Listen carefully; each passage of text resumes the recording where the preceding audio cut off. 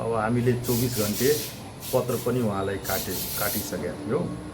हिजै त्यसको समय समाप्त भइहाल्यो। अब केन्द्रीय कार्यालय केन्द्रीय सचिवालयलाई हामीले अनुशासनको कारबाहीको निम्ति आजै पत्रचार गर्दैछौँ। अनि किन मान्नु भएन तपाईँ संसदीय दलको नेता हुँदाको पत्रलाई? उहाँले बेवास्ता किन गर्नुभयो? अब उहाँलाई पदको मोह छ।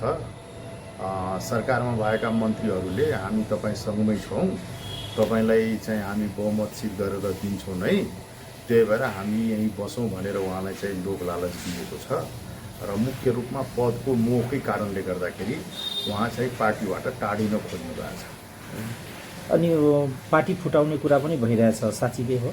पार्टी त फुट्दैन, पार्टी फुट्दैन। कोही साथीहरू कुनै पार्टीहरूसँग अन्य पार्टीहरूसँग उहाँहरूको चाहिँ साँठगाँठ भएको छ। यो पार्टी छोडेर जाने मनसाय बनाएको छ। त्यही हिसाबले तिनीहरू चाहिँ आफ्नो गतिविधिहरू गर्दैछ र खासै पार्टीमा कुनै फरक पनि पर्दैन त्यसले गर्दा।